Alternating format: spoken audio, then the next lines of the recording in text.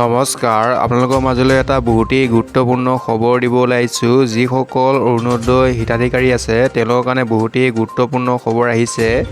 ইয়াত জনাইছে যে অৰুণোদয় আঁচনিক লৈ বৃহৎ ঘোষণা মুখ্যমন্ত্ৰী হিমন্ত বিশ্ব শৰ্মাৰ 7 লাখ নতুন হিতাধিকাৰীয়ে লাভ কৰিব অৰুণোদয় আঁচনিৰ ধন।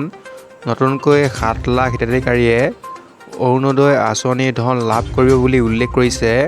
লগতে জনাইছে যে 10 অক্টোবৰৰ পৰা নতুন হিতাধিকাৰীয়ে 1250 টকাকৈ লাভ কৰিব নিজৰ বেংক একাউণ্টত। 10 অক্টোবৰৰ পৰা আপোনালোকে 1250 টকাকৈ লাভ কৰিব নিজৰ বেংক একাউণ্টত। লগতে উল্লেখ কৰিছে ইতিমধ্যে 2000 ব্যক্তিয়ে স্ব-ইচ্ছাৰে কৰ্তন কৰিছে অৰুণোদয় আঁচনিৰ পৰা নাম, যিহেতু বৰ্তমান ছাৰ্ভে চলি আছে আৰু 2000 ব্যক্তিয়ে নিজ ইচ্ছাৰে কৰ্তন কৰিছে অৰুণোদয় আঁচনিৰ ধন লাভ কৰাৰ পৰা।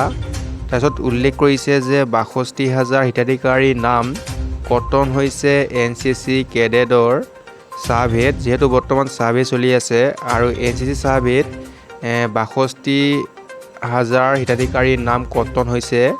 লগতে জনাইছে 20 ছেপ্টেম্বৰত সামৰণি পৰিব অৰুণোদয় মাহ, যিহেতু বৰ্তমান অৰুণোদয় মাহ চলি আছে আৰু 20 ছেপ্টেম্বৰ তাৰিখে সমাপ্ত হ'ব। ভিডিঅ'টো ইমানখিনি আছিল, ধন্যবাদ।